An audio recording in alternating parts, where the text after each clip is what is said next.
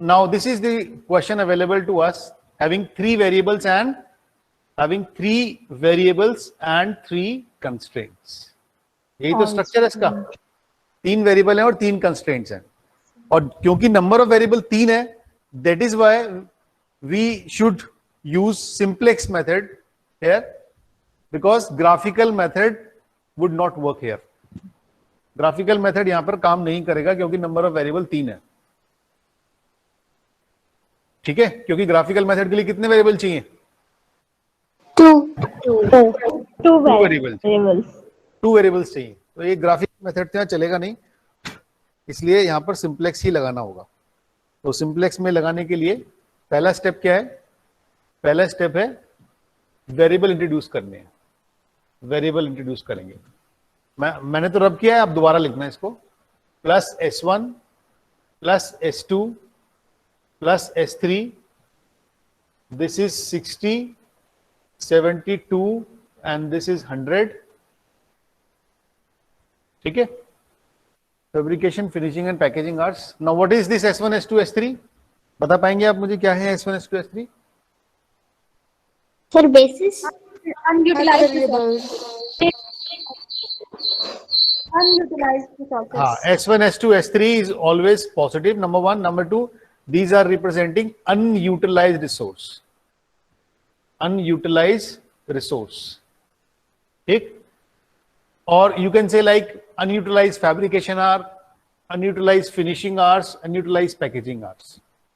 ठीक है. और इसका नाम क्या होता है इन वेरिएबल्स का? Slack variables. Slack variables. ठीक है, ये ध्यान रखेंगे. पहला स्टेप यही होता है कि आप तीन वेरिएबल या दो वेरिएबल जितनी भी जरूरत है उनको इंट्रोड्यूस करेंगे. और लेस देन कंस्ट्रेंट होता है तो हम यहाँ पर लेफ्ट हैंड साइड में कुछ ऐड कर लेते हैं ताकि ये कंस्ट्रेंट इक्वल टू हो जाए. ठीक है.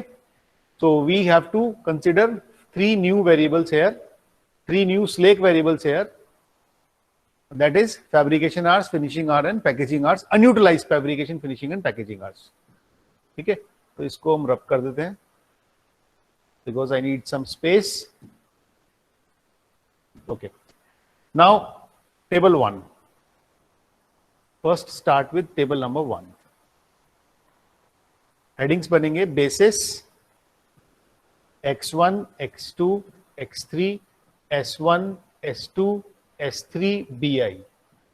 देखिए तीन वेरिएबल हैं तो आपको इसी तरह से चलना पड़ेगा यहां पर. ठीक है.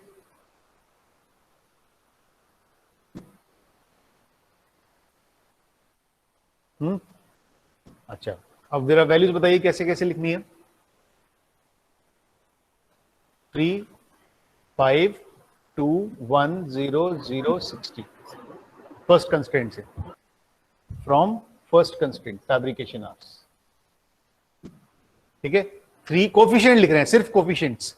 3, 5, 2, S1 है तो उसके लिए 1, क्योंकि S2 S3 नहीं है उनके लिए 0 and 0.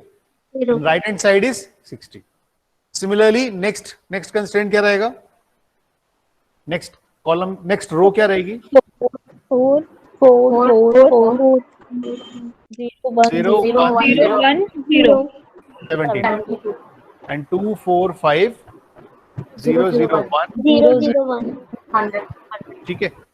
जैसे ये बन जाए, एक यहां पर वो लिख दीजिए ऊपर CJ कोफिशिएंट्स. ये आ जाएंगे 5, 10, 8. 5, 10, 8, 0, 0, 0. ठीक है. 5, 10, 8, 0, 0, 0. Now calculate delta J, but before calculating delta J, identity matrix आपको ढूंढना है यहां पर. ठीक है. ये आपको आइडेंटिटी मैट्रिक्स दिख रही है S1 S2 S3 में. Yes sir. तो first column, since first column in S1, second column in S2, third column in S3, so put 0, 0, 0. Why it is 0? Because these values, because of these values, CJ वाली values यहाँ पर आती हैं. ठीक है. Now calculate delta J, which is CJ minus ZJ. CJ minus ZJ. तो पहली value, अच्छा इसमें आपको कैलकुलेट करने की ज्यादा जरूरत नहीं है, एक वैल्यू बता देता हूं आपको, जैसे ये वैल्यू कैलकुलेट करनी है तो यहाँ इसका सीजे कितना है 5, ये वाला है ना, 5 माइनस, माइनस का sign 0 into 3 plus 0 into 4 plus 0 into 2, 0 into 3 plus 0 into 4 plus 0 into 2 and that becomes 5 only. बताइए समझ में आ रही बात? Yes, sir.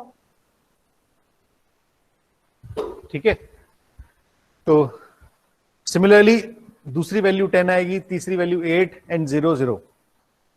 तो ये अपन लोग इसको पूरा कंप्लीट कर लेंगे।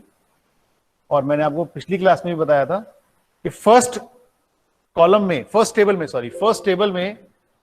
टेबल में डेल्टा जे की वैल्यू और सीजे की वैल्यू सेम होती है, सीजे की वैल्यू और डेल्टा जे की वैल्यू सेम होती है, दैट इज 5 10 8 0 0 0। ठीक है, क्योंकि आप हर एक बार आपको 0 0 से मल्टीप्लाई करना पड़ेगा, तो जेड जे 0 हो जाता है, सिर्फ उस केस में डेल्टा जे सीजे के बराबर हो जाता है। तो जैसा ये फर्स्ट वाला कॉलम दिख रहा है, ये वाला, वैसा यही कॉलम आएगा 5 10 8। Now what is the next step? What is the next step? Ratio find out करेंगे। नहीं, रेशियो से पहले आएगा वो incoming outgoing. Incoming outgoing. Incoming, the largest value of delta J is selected as incoming variable. Largest value 10 है 5 10 8 में, largest 10 के लिए मतलब आप मान के चलें कि इसको आपने ये आपका पिवोट कॉलम हो गया या की कॉलम हो गया, ठीक है, और ये हो गया इनकमिंग वेरिएबल x2। ठीक है, इसको लिखते हैं हम incoming variable. Why it is selected? Because it is having maximum value. ठीक है, मैक्सिमम वैल्यू 10 के अकॉर्डिंग जो आपका कॉलम है, ये इसको बोला हमने पिवोट कॉलम। ठीक, और इसके ऊपर जो वेरिएबल है x2, अब x2 अपनी वैल्यू 10 को लेकर साथ में अगली टेबल के बेसिस में आएगा। दोबारा बोल रहा हूं मैं, अगली टेबल में, टेबल नंबर 2 में x2 आएगा, है ना, 10 के साथ। अब S1 S2 S3 में से कौन सा बाहर जाएगा वो डिसाइड करेगा रेशियो। अब अगला काम है रेशियो का। रेशियो का काम है ये डिसाइड करना कि बेसिस में से कौन सा वेरिएबल बाहर जाने वाला है, S1 S2 या S3। ठीक है, तो व्हाट टू डू, ये जो मैंने कॉलम बनाया है, जिस ये रेड कलर का ये जो बनाया है कॉलम, इस कॉलम की वैल्यूज को कॉरस्पॉन्डिंगली यहां पर डिवाइड करेंगे। 60/5, 72/4, 100/4। ये हो गया 12, 18 हो जाएगा 25 18 एंड 25। तो कौन सा बाहर जाएगा? ये वाला 12। इसको आप आउट कर देंगे। आउट मतलब किसको करेंगे? S2 को। तो अगली टेबल में ये बेसिस में, अगली टेबल नंबर 2 के बेसिस में S2 आउट हो जाएगा और उसकी जगह पर आएगा X2 विद 10, क्योंकि ये इनकमिंग है एंड दिस इज आउटगोइंग। ठीक है, यहां तक क्लियर हो गया? Yes sir. And what about pivot element? Sir एक बार फिर से बताइए। जी, मैक्सिमम वैल्यू 10 है डेल्टा जे में। Yes sir. ये वाला 10 को सिलेक्ट किया because it is maximum and mark कर दिया इनकमिंग वेरिएबल की तरफ। इनकमिंग वेरिएबल किसको पॉइंट कर रहा है? X2 को। ये देखिए किसको पॉइंट कर रहा है? ये X2 को पॉइंट कर रहा है। ठीक है, तो this is called incoming variable. और इस कॉलम को मैंने एक रेड कलर से हाईलाइट कर दिया है। This is called pivot column या की कॉलम। अब इधर BI की वैल्यूज को डिवाइड करेंगे, यहां पर ये BI की ये वैल्यूज को इधर से डिवाइड करेंगे। 60 divide by 5, 72 divide by 4 and 100 divided by 4। तो मिनिमम वैल्यू आती है 12। ठीक है, मिनिमम वैल्यू 12। इसको मार्क कर देंगे आउटगोइंग। इसको इनकमिंग बोला, इसको आउटगोइंग बोलेंगे। इसको मैक्सिमम की वजह से सेलेक्ट किया, इसको मिनिमम की वजह से सेलेक्ट किया। इसको की कॉलम बोलते हैं तो इसको की रो बोलते हैं। तो आपका की रो के कौन सा हो गया, ये वाला, ये वाला की रो हो गया।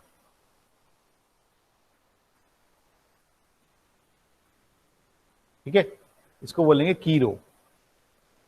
और की रो के का जो इंटरसेक्शन है पिवोट कॉलम और रो का, वो कहां पर है?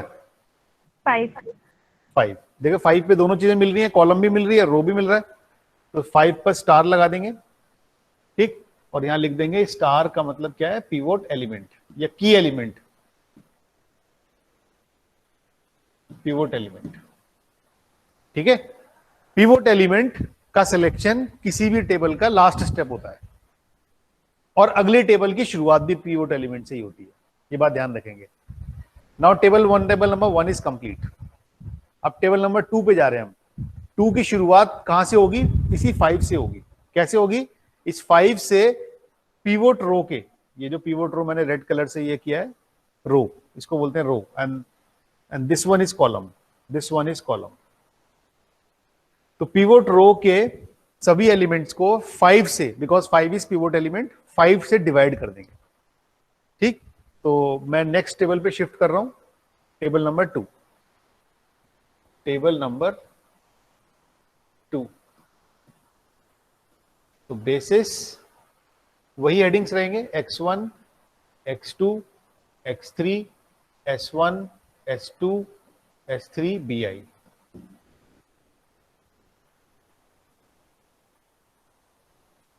cj क्या था? cj 5, 10, 8, 5, 10, 8। 5, 10, 8, 0, 0, 0। अच्छा, अब बेसिस लिखो, पहले सबसे पहले बेसिस ही लिखो। बेसिस में आउट क्या हुआ है? s2, उसकी बजाय इन क्या हो रहा है? x2। तो उसी प्लेस पर x2 की जगह पर हम यहां x1 लिख देंगे, x2 लिख देंगे, हाँ x2 था ना, x2 लिख देंगे विद 10। बाकी ये दोनों s2, s3 as it is रहेंगे।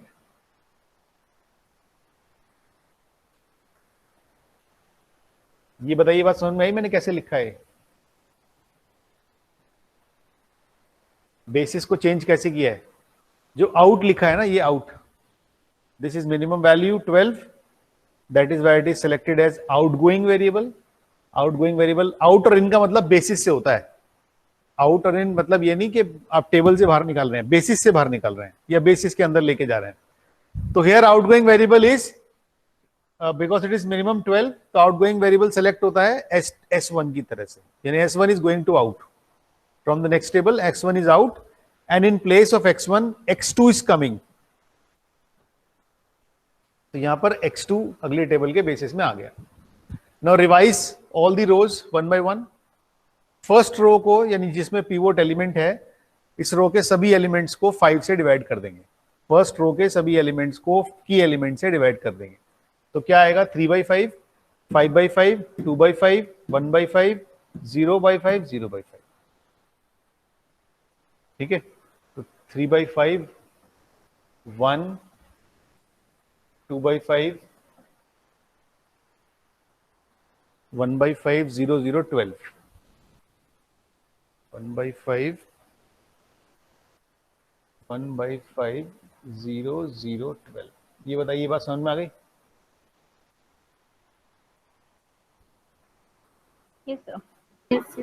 अच्छा, ये बताओ, मैंने फर्स्ट रो ही क्यों पहले लिखी, सेकंड रो को पहले क्यों नहीं लिखा?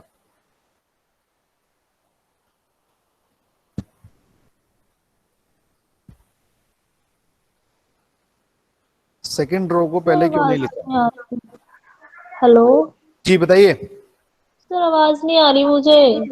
एक मिनट। हेलो, सभी को आवाज नहीं आ रही क्या? नो सर, सबको आ रही है। आ रही है? आवाज आ रही है। हाँ, थोड़ा सा चेक करिए एक बार। मेरा क्वेश्चन ये है कि why we are revising, why we are going to revise first row. First, पहली रो को ही हमने क्यों किया? क्योंकि ये पिवोट रो है। अगर सेकंड रो मान लीजिए 18 की जगह पर यहां पर 9 होता और ये मिनिमम होता, तो हम सेकंड रो पहले रिवाइज करते। या अगर 25 की जगह 7 होता या कोई और मिनिमम नंबर होता, तो फिर हम थर्ड रो पहले रिवाइज करते। तो जो भी की रो है, मतलब इंटरसेक्ट करेगा रो और कॉलम में, दोनों में, वो हाँ, हम पहले करेंगे। बिल्कुल वही रो पहले सबसे पहले हम रिवाइज करेंगे और उसी पोजीशन पे लिखेंगे। फर्स्ट को करेंगे तो फर्स्ट पे लिखेंगे, थर्ड को करेंगे तो थर्ड पे लिखेंगे। ठीक है, तो ये हो गया। अब now second and third row, about this and this, second and third row को कैसे चेंज करना है वो एक बार देखने वाली बात है। इसका फॉर्मूला है write old elements first, book में भी लिखा है आपके, write old element minus corresponding elements multiply by new row, new pivot row. ठीक, यही फॉर्मूला दूसरे के लिए भी होगा, old elements minus corresponding element into new pivot row. ठीक है, अब जरा दोनों के ओल्ड एलिमेंट्स निकाल के लाते हैं।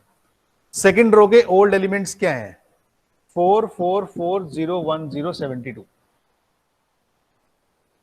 ठीक है, इनको रिवाइज करना है। 4 4 4 0 1 0 72, यही है। 4 Yes, 4 sir. 4 0 1 72 0 1 0। एक बार देख लेते हैं। हाँ, ये 0 1 0 72। थोड़ा सा ना इसको छोटा लिखना पड़ेगा, otherwise it will take space.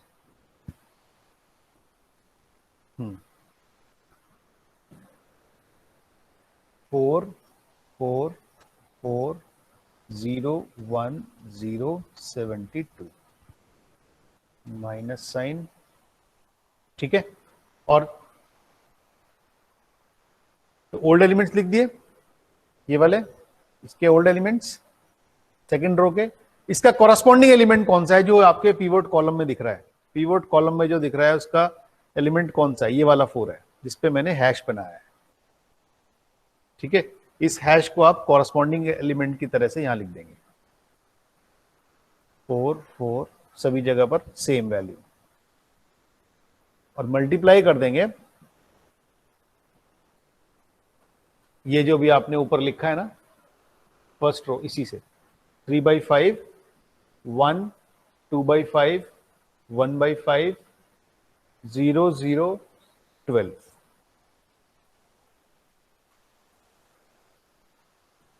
Sir एक बार 12 कैसे आए बता दीजिए। ये वाला, ये रट लो, ये वाला। Yes sir. ठीक है, वाला 12 जो रेशियो था वो है। नहीं ये देखिए, ये ओल्ड एलिमेंट समझ में आ गया आपको? 4 4 0 1 0 72। Yes sir.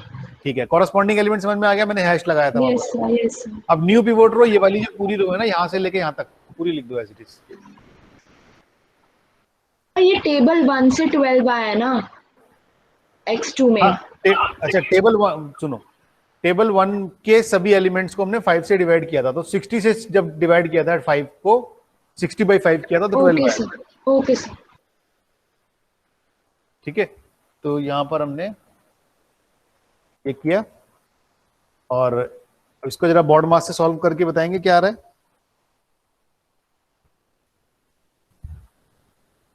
आप चाहें तो फ्रैक्शन की बजाय डेसिमल में भी लिख सकते हैं।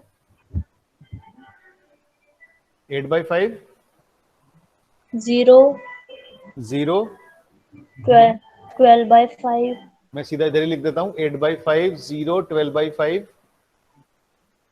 -4/5 माइनस 4/5 1 0 24 है। यस सर 1 0 देखिए ये बात समझ में आ गई कहां से वैल्यूज आई है। Yes sir. Similarly third row के ओल्ड एलिमेंट्स हैं 2 4 5 0 0 1 100, 2 4 5 0 0 1 100। तो यहां लिख दीजिए old elements 2 4 5 0 0 1 100। Sir sign yes. Sir हमें ये टेबल वहाँ पे क्वेश्चन में शो भी करनी होती है क्या, कौन सी वाली? कि यहाँ से ये एलिमेंट्स निकल कर आए हैं? सर ये ओल्ड एलिमेंट माइनस अच्छा, ये वाली एक बार दिखा देना, सर। बस बार बार दिखाने की जरूरत नहीं है, एक ही बार दिखा देना आप। ठीक है सर। ठीक है, and similarly you will get all the values. Now corresponding element, अब की बार जो कॉरस्पॉन्डिंग एलिमेंट है वो कौन सा होगा, ये वाला 4 होगा जिसपे मैंने एट द रेट का साइन लगाया, क्योंकि आप थर्ड रो चेंज करने जा रहे हैं ना। थर्ड रो का पिवोट कॉलम में कौन सा एलिमेंट है, इस पे एट द रेट लगाया 4। बाई चांस ये भी 4 है, हो सकता है ये 2 होता या कुछ और होता, ठीक। तो ये जो एट द रेट लगाया that is the corresponding element for third row, तो ये कॉरस्पॉन्डिंग एलिमेंट होगा यहां पर। तो ये 4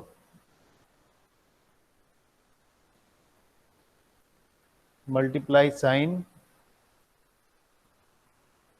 अच्छा न्यू पिवोट रो, न्यू पिवोट रो सेम रहेगी जो आपने यहां ली है, वही सेम एलिमेंट्स 3/5, 1, 2/5, 1/5, 0, 0, 12।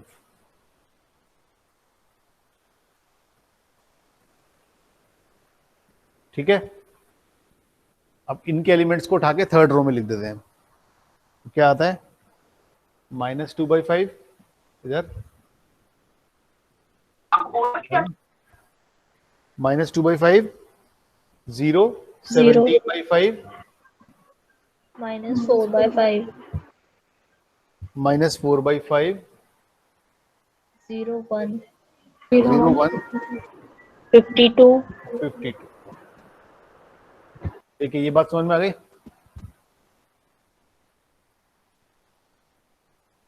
Yes sir.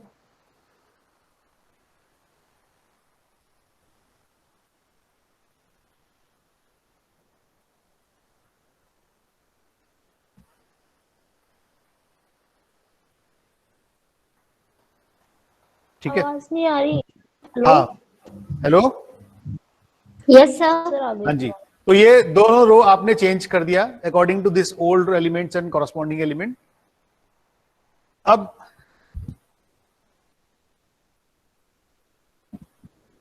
क्या करना है, नेक्स्ट स्टेप क्या रहेगा,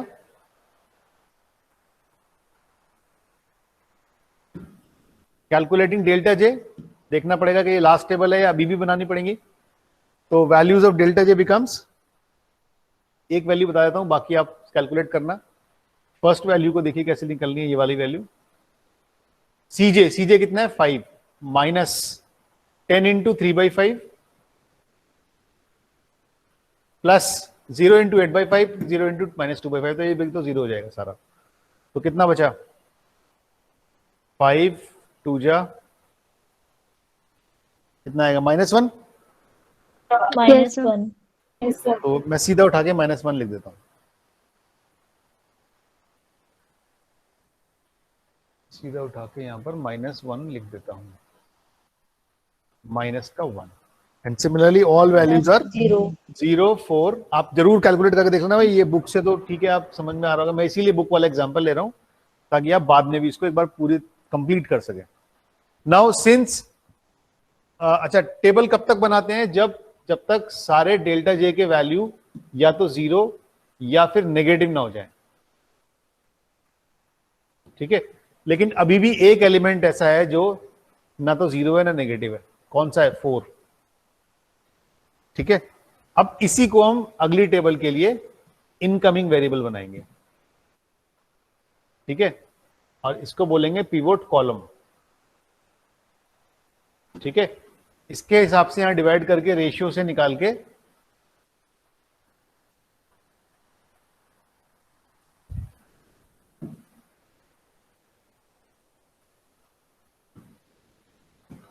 यहां से रेशियो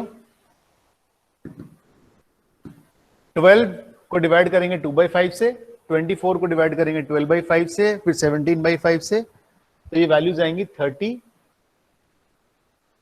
10, 260/17। डेसिमल में चाहे डेसिमल में लिख सकते हैं आप, ठीक है।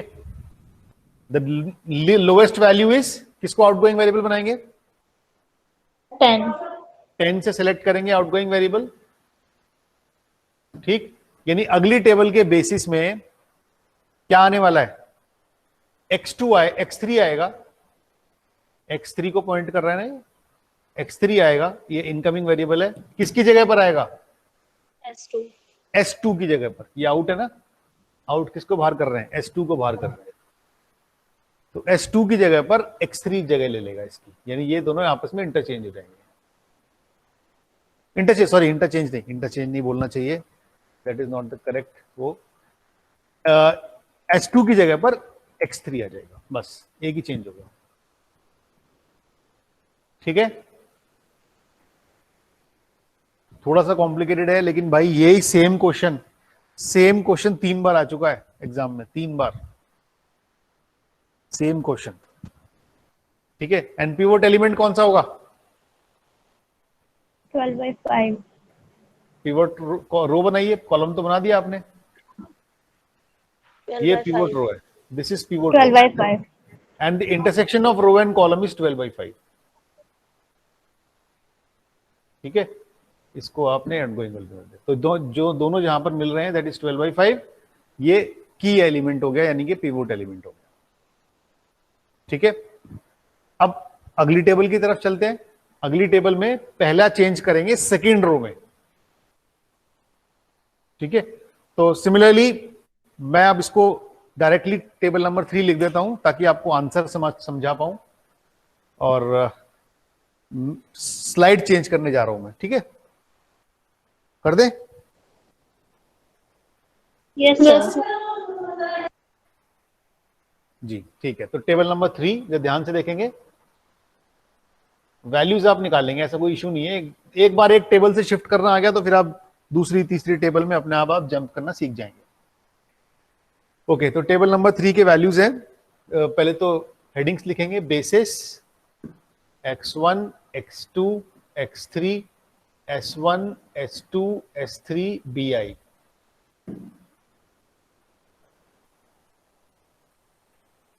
CJ कोफिशिएंट्स क्या है? 5 10 8 5 10 8 0 0 0। ठीक है, अब बस आप मुझे एक चीज बता दीजिए, अगर आप समझ पा रहे हैं तो मेरी बात, कि अगली टेबल यानी टेबल नंबर 3 के बेसिस में क्या क्या रहेगा। जैसे अभी तो यहां पर x2 s2 और x3 है, अगली टेबल के बेसिस में यहां क्या आएगा नेक्स्ट टेबल में?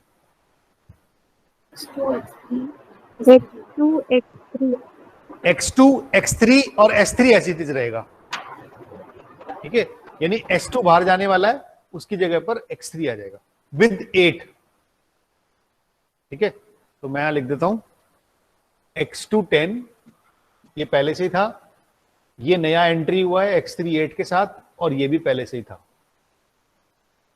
ठीक, now right all the values, सभी वैल्यूज लिख लेते हैं हम यहां पर।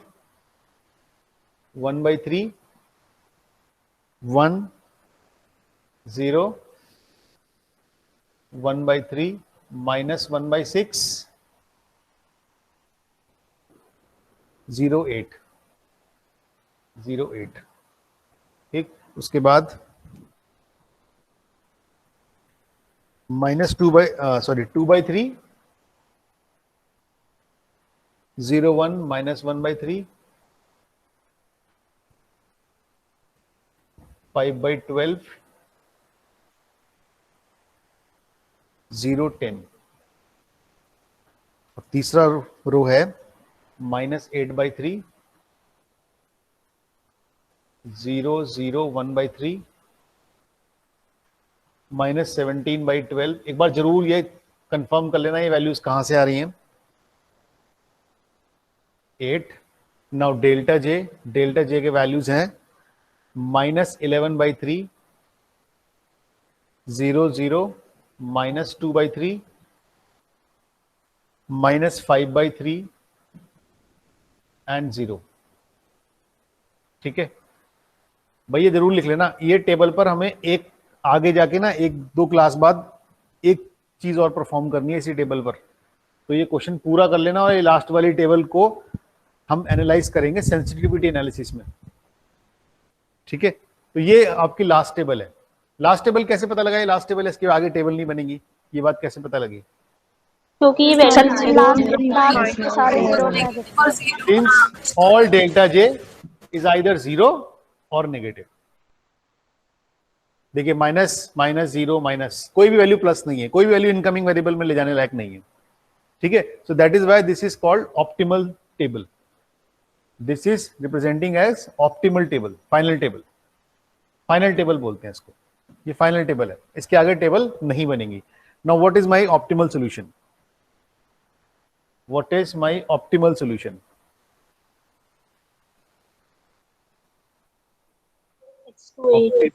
Optimal solution. What is my optimal solution here? Optimal solution is, हमें क्या क्या वैल्यूज चाहिए? देखिए x1, x2, x3, what about s1, s2, s3 ये भी बताना पड़ेगा, and what is z, 5 values बतानी पड़ेंगी हमें, एंड व्हाट इज z। ठीक है, 6 वेरिएबल हैं, 3 डिसीजन वेरिएबल है और 3 सिलेक्ट वेरिएबल है। अब जरा वैल्यूज देखते हैं कहां पर है। सबने टेबल लिख लिए? Yes sir. क्वेश्चन कंप्लीट कर लेना, आपकी बुक में सॉल्व है और बड़ा इंपॉर्टेंट क्वेश्चन है ये, 2-3 बार तो यूनिवर्सिटी एग्जाम में मैं ही देखते आ रहा हूं इसको।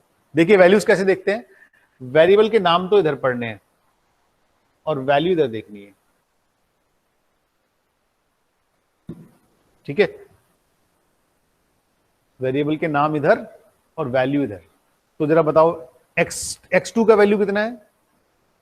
8 x2 का वैल्यू 8, x3 का 10 और s3 का 18।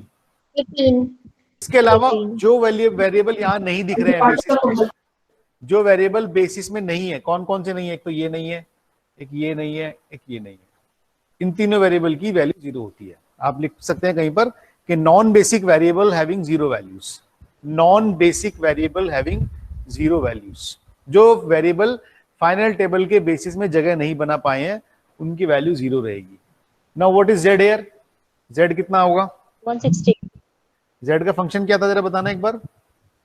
5x1 plus 10x3 and 8x3। जरा ये तीनों वैल्यूज यहां रख देंगे, x1, x2, x3 का, तो ये वैल्यू आता है 160 एंड दैट इज मैक्सिमम। ठीक है, ये मैक्सिमम है। बात समझ में आ गई? बताइए। Yes sir. Yes sir. मुझे चलिए एक बात बता दीजिए लास्ट में जाते जाते, इसका कहां रोल है? इसका रोल कहां है?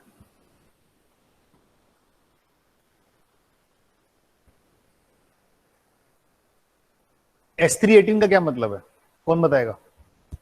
सर ये नंबर ऑफ आवर्स हुए ना। जी सर ये नंबर ऑफ आवर्स हुए ना। कौन से नंबर ऑफ आवर्स हैं बताइए? सर जो अनयूटिलाइज्ड रहेंगे। अनयूटिलाइज्ड। हाँ तो सर क्या ये वो वेरिएबल्स है जो घंटे मतलब कि अनयूटिलाइज रह जाएंगे पैकेजिंग डिपार्टमेंट की साइड से। जी बिल्कुल सही। देखिए मैंने आपको स्टार्टिंग में ही बताया था क्वेश्चन के शुरू में कि 3 डिपार्टमेंट हैं अपने पास, fabrication, finishing and packaging, fabrication, finishing and packaging. ठीक है, और तीनों के लिए मैंने S2, S3, S3 लिया था फॉर शोइंग अनयूटिलाइज्ड रिसोर्स। तो जो डिसीजन निकल के आ रहा है वो ये है कि फैब्रिकेशन आवर्स पूरे यूज, फिनिशिंग आवर्स पूरे यूज, पैकेजिंग आवर्स में अभी 18 घंटे शेष बाकी हैं, अनयूटिलाइज्ड बाकी हैं।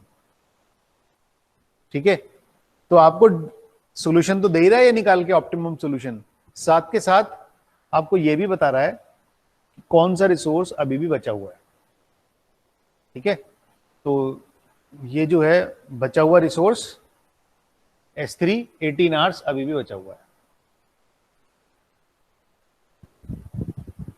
ठीक है, तो ये पूरी जर्नी है इस क्वेश्चन की, यहां से शुरू होकर ये question LPP table number 1 largest value को इन करा, लोएस्ट वैल्यू को आउट किया, फिर टेबल नंबर 2 बनाया, फिर उसमें भी फिर वही रिपीट किया, 4 वैल्यू लार्जेस्ट इसको इन किया, फिर आउटगोइंग वेरिएबल निकाला और अगेन फिर एक टेबल बनाई। और ये टेबल हम तब तक बनाएंगे जब तक डेल्टा जे के सारे वैल्यूज या तो नेगेटिव या 0 ना हो जाए। जहां पर भी ये नेगेटिव और 0 हो जाए सारे वैल्यूज, वहां पर हम टेबल बनाना रोक देंगे। ठीक है, और आंसर लिख देंगे। आंसर कैसे देखना है वेरिएबल के नाम इधर और वैल्यू इधर। ठीक, गॉट इट? Yes sir. चलिए, तो आपको क्या करना है, आपको ये तो क्वेश्चन कंप्लीट कर ही लेना है। मैं आपको एक क्वेश्चन और दे रहा हूं, बुक से ही दूंगा, सॉल्व ही दूंगा बल्कि, लेकिन आपको करना जरूर है। ये नहीं कि सॉल्व होते ही आप सीधा उठा के कॉपी कर लें।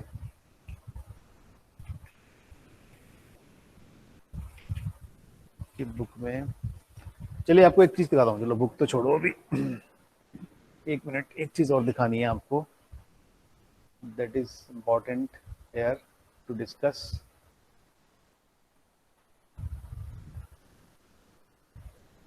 यस, एक बार आप सभी लोग वही क्वेश्चन जो अभी हमने किया है उसको एक बार ओपन कर लीजिए।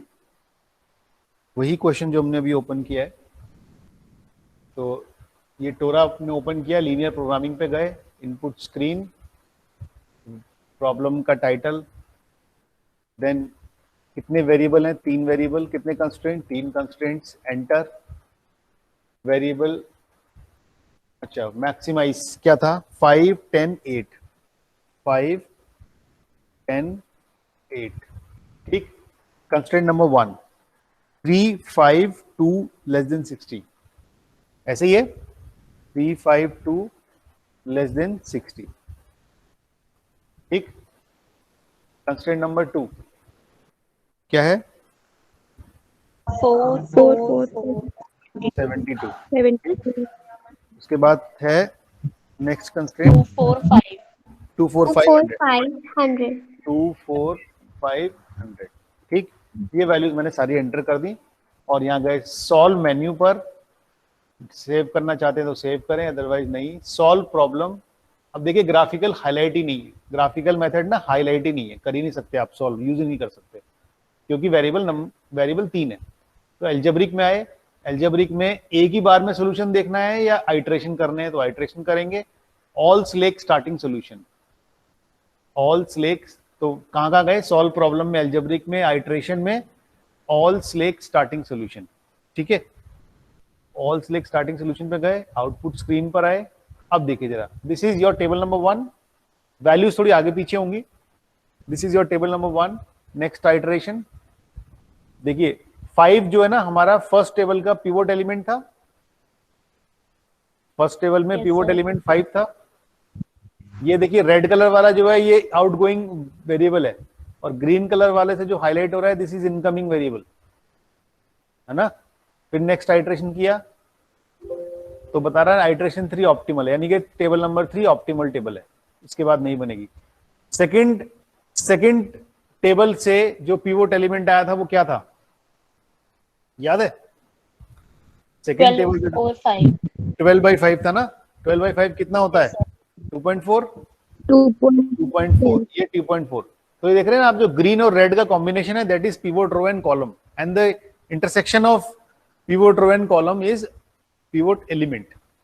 और देखिए लास्ट में जो ये लास्ट टेबल है, ठीक, इसका सॉल्यूशन देखिए क्या लिखा है, 160, जहां मेरा मार्कर है। x2 कितना है, 8, x3 कितना है, 10, और s6 sh6 करके लिखते हैं, ये छठा वेरिएबल है, s3 एक्चुअली है, इसको लिखा है 18, ठीक है। तो ये फाइनल टेबल है इसकी। तो हम जैसे कर रहे हैं वैसे भी सॉफ्टवेयर भी वैसे ही कर रहा है, ठीक। आ रहा है समझ में? Yes sir, yes sir. चलिए तो अटेंडेंस ले लेते हैं।